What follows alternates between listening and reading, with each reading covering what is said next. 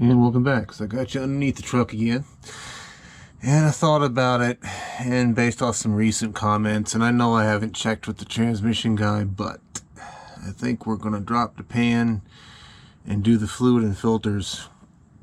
We have all the tools we need to do it. I should say all the supplies we need to do it. Plus we're starting to get a little bit of a, that's actually not a leak, that's overspray from something else. But, you know, if it does cause a problem, then we need to know now rather than later when this vehicle goes to its intended owner. I don't want it to develop a problem. And judging by the color of the fluid that's in it, it's some fairly old fluid. It doesn't look like it's been changed in a while.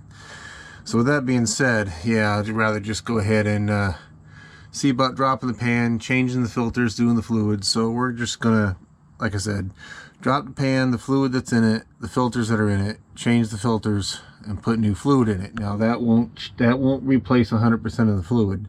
I think the book says if you do it this way, you're getting about 70% of the fluid out, because you're gonna have a large chunk of fluid still in the torque converter, and plus up within the transmission and soaked into the clutches and such. But this will get the majority of it, and this will put a lot of nice fresh fluid in the system. Plus it'll give us the ability to you know, kind of drop the pan here and maybe inspect a little bit about kind of what's going on.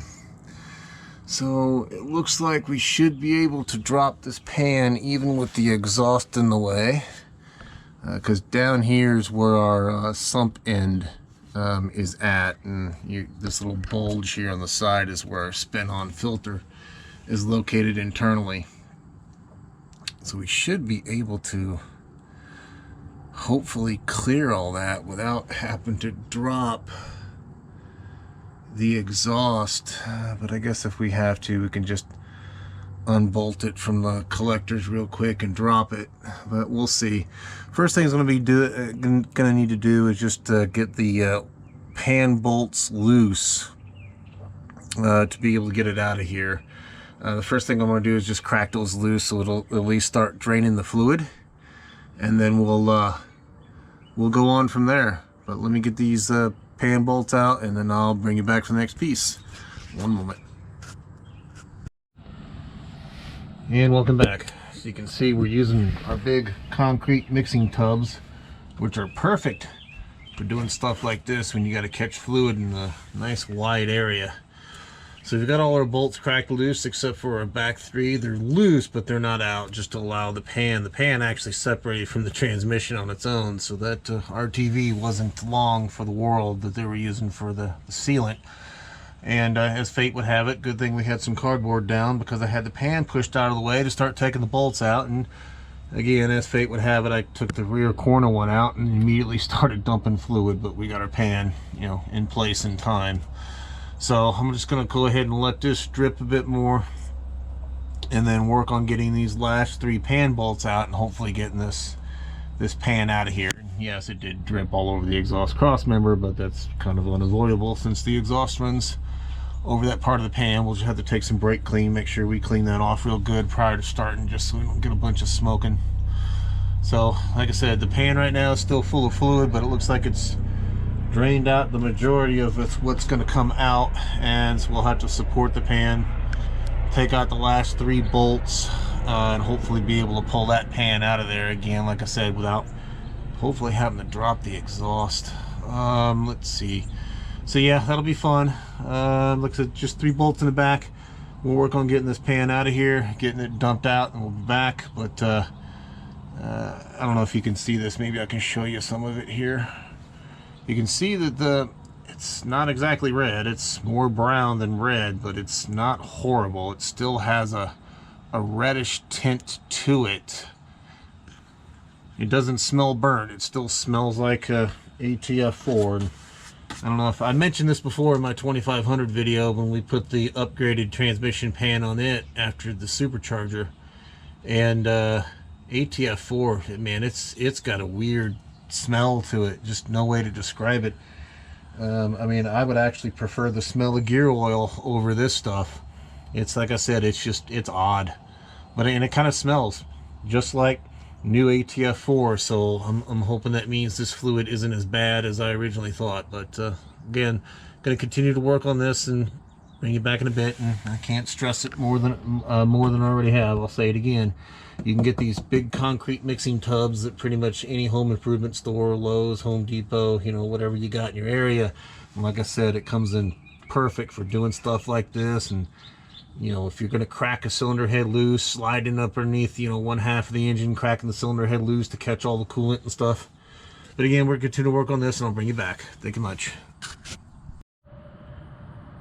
And welcome back. So as you can see, we've got the pan off, and yes, when you undo those final 3 bolts in the back, again, just be mindful there'll still be some fluid in the pan. It does clear that exhaust without hitting anything, you know, still on the bottom of the transmission, so you don't have to drop the exhaust to get this out, which is cool. But you can see stereotypical. Looks like it's just this one actually looks like it's actually got a rubber gasket on it. Interesting. Okay, cool. Most of the time these are just sealed with nothing but RTV sealant. But we got our pump filter off, and I'm not seeing anything bad in it. I'm not seeing any chunks of metal, anything of that nature, so that's good. Yeah, you see clutch material on the surface of the filter and on the bottom of the pan, as well as the magnet, but you know, the amount that's here looks to be pretty minimal, looks to be pretty normal. Again, just happy not to see any metal chunks or anything of that nature in the bottom of it. This is the spin-on filter, which is, I think, what they also call the external filter, because it's in line with the in and out of the transmission cooler. And hopefully you can see that date on there, but that says 6408-5. I believe 08's the year on this, so 6 month 4th day of 08. If that's the way that writes that, then that would put this filter at a 2008, which would tell me, if that's the case, and that means this transmission has never had at least this filter replaced. Well, it will today. And like I said, I'm not seeing any huge issues with this filter itself. Just remember, it's held on in the back of this underneath the transmission by a T25 Torx bit. And what we're doing right now is we're just letting the transmission just continue to drip here a little bit. Just seeing how much of that residual fluid will continue to kind of drip. It looks like it's pretty much coming to an end at this point. So we got out a fair amount of fluid. The next item that we have to look into doing, let's see if I can get you underneath here, and the lighting's probably going to be horrible because I don't have a shop light with me right now, is that we need to look at that seal right there, which the new filter comes with. Now the book does say that if that seal is flush and not posing an issue, that they can be reused. It feels pliable. It doesn't feel bad. I did that on my 2600. I actually just left that in there because the old pump seal only had about 20-something thousand miles on it. But I'm going to see if I can get that out of there and go ahead and drive the new seal in. It's just that when you're driving the new seal in, just the book states that obviously you want to make sure that that seal bottoms out and is flush with the bottom of the housing. And you can see that that's where your spin-on filter is. It's again in line with your what goes out to your transmission cooler and kind of comes back in,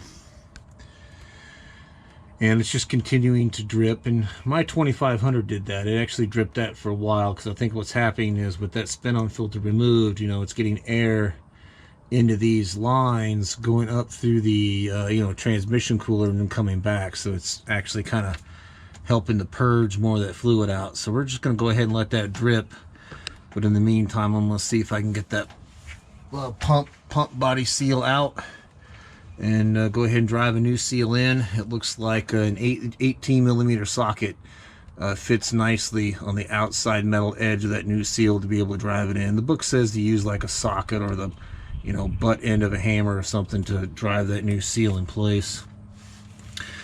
And once we get that seal in and let this drip a little bit more, then we'll go ahead and put our new pan in. And yes, I said new pan, because what I'm going to do is, unlike what the book says, I'm not going to use a big old bead RTV to seal this.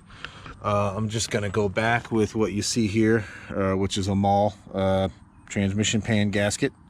I believe this is a combination of like rubber and cork, if I remember correctly. And of course, there's our new spin-on filter. There's the new pump filter. And one thing about these pump filters to note is that make sure that you're getting the right filter that you need, because these come in a two-wheel drive variety and a four-wheel drive variety. And be mindful that even on a two-wheel drive Ram, that sometimes in some models, depending on the year, that they actually use a four-wheel drive transmission pan and a four-wheel drive transmission filter. So be mindful of that, because if you try to put a four-wheel drive filter like this one is onto a transmission that uses a two-wheel drive pan, the pan won't fit. And if you put a two-wheel drive filter using a four-wheel drive pan, you're going to have issues where it's potentially not going to be able to suck up fluid correctly, because this snout doesn't come down far enough to reach the reservoir of fluid in a four-wheel drive pan, and you could potentially starve the transmission of fluid if you do that. And we did purchase, and yes, we did purchase a brand new transmission pan that we're going to use for this install. I mean, there's nothing wrong with the pan. We could have used it, but I anticipated that pan over there, you know, just being gooped with RTV. Really didn't want to go through the process of scrubbing all the RTV off. And like I said, this pan, even though it's a Mopar pan, actually wasn't too terribly expensive. Again, got this like I did most of the parts from Rock Auto, to include the fluid. Actual Mopar ATF fluid. Believe it or not, the actual Mopar ATF plus 4 fluid you see there was actually cheaper than the non-Mopar fluid from Rock Auto. Rock Auto seems to have a lot of OEM fluids and parts cheaper than you can get the non-OEM stuff for. I mean, hats off to them. So, like I said, that's what we'll be doing when we go to reassemble. We got a new pan sitting here. We'll put a new gasket on it, of course, new filters, and then we'll put nice new clean fluid in it, and we'll go from there. But let me get, yeah, there it is right there. It does come with this seal here, so that's the new pump body seal. So I'm gonna go work. I'm gonna get to work on getting this old seal out, and when I get the new seal in, I'll bring it back. One moment. And welcome back. So we got the old pump body seal out. You can see there, and all I did to get this out, and yes, they do make proper seal pullers for doing this, but I've seen a couple individuals do this online. It works fine. It's just a really small, just flat bladed screwdriver. Just tap it ever so gently with a hammer, and then once you get underneath the lip of the seal there and get the seal to fold in a little bit on one corner, the rest will fall out. As far as putting the new seal in, an 18mm socket in this case, and a little bit of a stubby extension, a couple of light taps with a hammer, and I'll show you what that looks like. And you can see that we've got our new pump seal in, and per the book, I'm just feeling around the metal edges of it, and it is flush with the valve body, so we're good to go there. Now we're just gonna let this, like I said, we're gonna let these oil cooler lines just continue to drip to get as much fluid, old fluid out of this line as we can. So we'll probably give it 15-20 minutes. Yeah, I'm just paranoid about that seal. I'm just checking to make sure that that's seated, and it is. Okay, it's flat all the way around. It's a bit deceiving on this side because it's a very narrow cut on this side, so the metal lip of that seal just kind of barely sits on a little bit of a perch over here. But yeah, it's flat all the way around. It's in. Okay, good. And like I said, we're just going to let that drip a little bit more to get as much of these fluid out of these oil cooler lines as we can. Like I said, the 2500 when we did the exact same thing, because I think what's happening is, again, like since that filter is missing, air is getting up into one of these lines and pushing its way through and pushing the fluid out of the other one, which, you know, is fine. Well, with that being said, like I said, we'll let this drip for a little bit more, and then I'll bring you back in a bit. Thank you much. Bye. And welcome back. So while our transmission is still steadily dripping there, we're just gonna, take advantage of the opportunity here and go ahead and drain and fill the transfer case. The lower one is loose. I've had the upper fill one broke loose before, but I will break that one loose again before removing the bottom one and draining the fluid. Because yes, you don't want to drain the fluid in the transfer case and then realize you can't get the fill plug out, because that would make for a bad day. Took a fair bit of picking, a little bit of brake clean, because the inside of that fastener was just cake full of mud, dirt, sand, grit, an old transmission fluid. So with that being said, I can tell you it is a metric. It is a 5.0 on the set of metric Allen keys to get in there. So that's what we're gonna. Nice thing is that this skid plate that's below it. Hopefully we could use some light in there so you can see that. You'll see there's holes in it. Show you from underneath. So the fluid should just hit this first hole right here, which is right underneath our drain plug and drain in our pan. Again, nice thing about these nice big long mixing pans is not only is it still catching the drips from the transmission, but we can drain the diff at the same time. I should say not diff, transfer case. I keep calling that a diff. Okay, so I'm gonna get to work on breaking this one loose again. As long as that one comes loose, we'll take this one out in its entirety, and then we'll drain it out and put stuff back in and fill it. And I'll bring you back in a bit. Bye. And welcome back. So in the state of full disclosure, the flow rate of the hole in the skid plate is not big enough to keep up with the flow rate of what will happen when you pull that lower drain plug out. As some of you probably would already knew what was going to happen. So it rolled down this way, followed the skid plate, dripped off the back, poured off the back of the skid plate, and as you can see here, we got a nice, healthy, generous dose of cat litter now in our driveway, because as fate would have it, that would be the one area I did not have cardboard put down, so it all just kind of, a lot of it poured onto the ground, some of it made it into the drip pan. Either way, we're drained. And pretty standard fill procedure for a lot of stuff, a lot of differentials and transfer cases and such.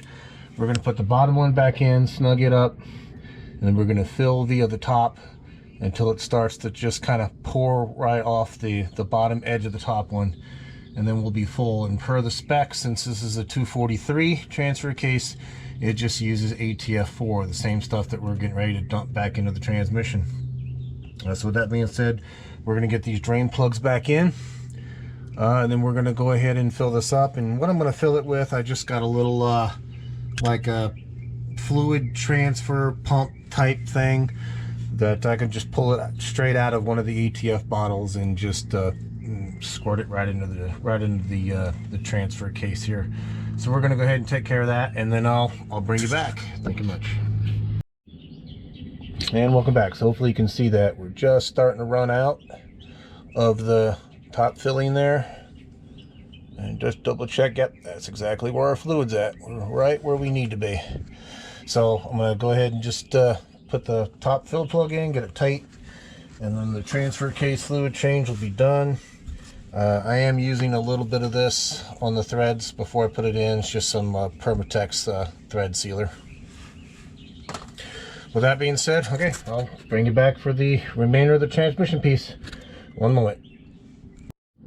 Okay, welcome back. You can see that we've got our screw-on filter installed at this point. We've got our pickup, I should say, transmission pump filter installed at this point. We put our security screw back in the back of our filter, and when we tighten this per the instructions, it gave a foot-pound for this, but it said or 3/4 of a turn once the seal made contact, so that's what we used. Once it made contact, we turned it 3/4 of a turn, so we should be good there. So at this point, we just need to put the transmission pan back on, and as you saw earlier, we're going to put a new pan with a gasket on here in lieu of using pan with just RTV for a gasket.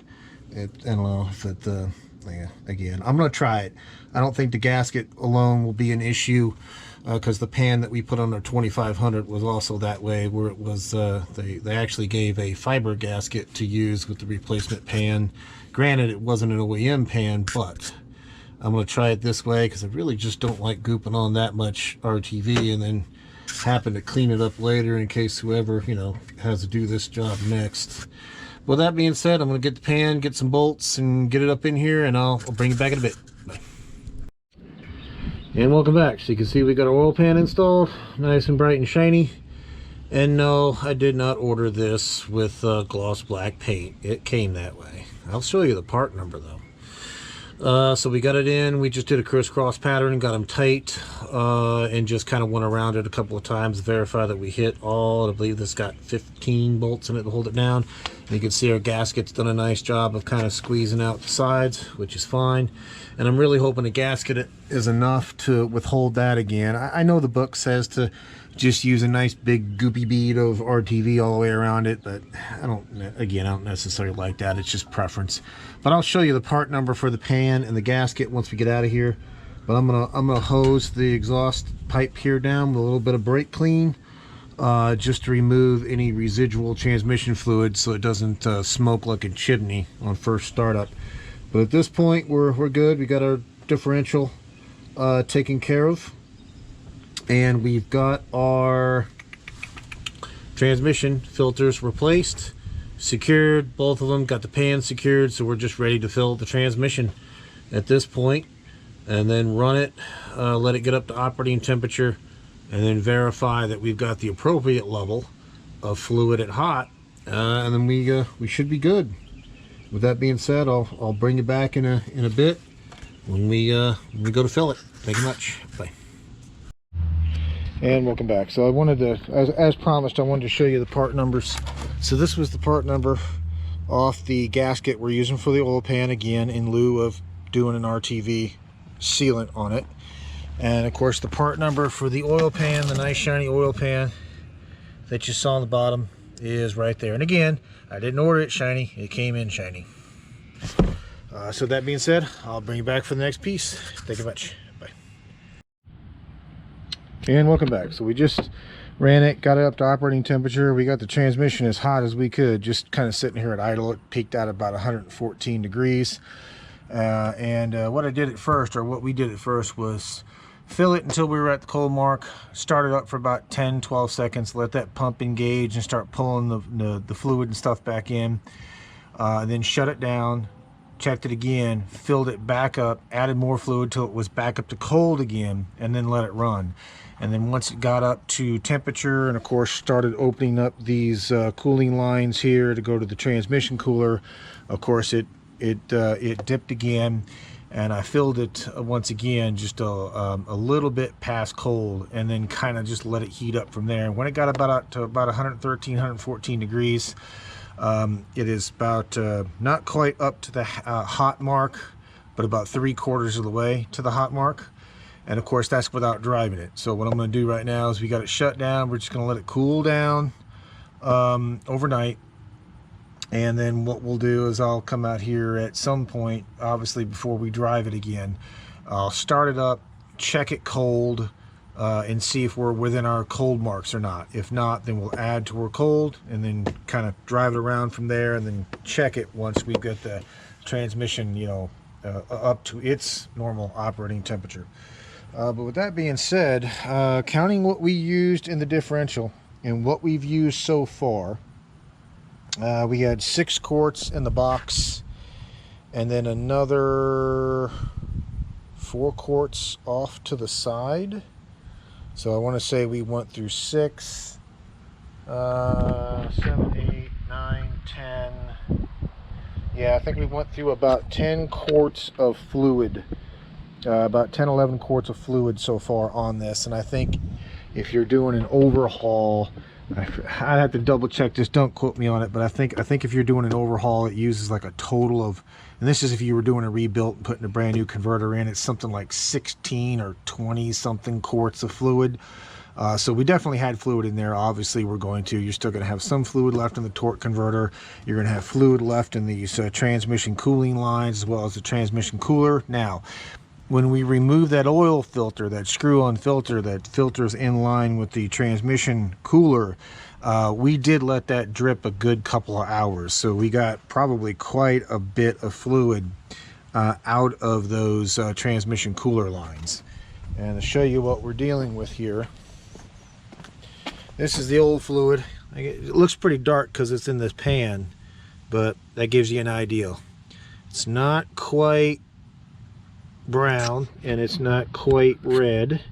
It's more like a cherry cola color.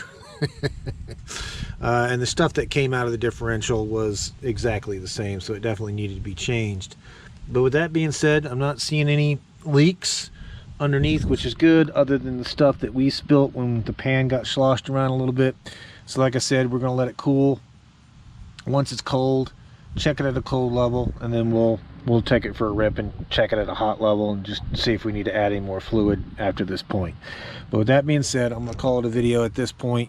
Just a normal request. If you haven't subscribed and you've made it this far and listened to my rambling this long, I ask that you humbly do so. It does help grow the channel. Again, it's kind of a domino effect. The more subscribers, the more views we get, the more we get recommended, and then the more subscribers, the more views. It's kind of a self-serving feedback loop, if you want to call it that. But it allows us to kind of bring more of this kind of content into the channel. With that being said, I do appreciate it, and thank you much. Bye.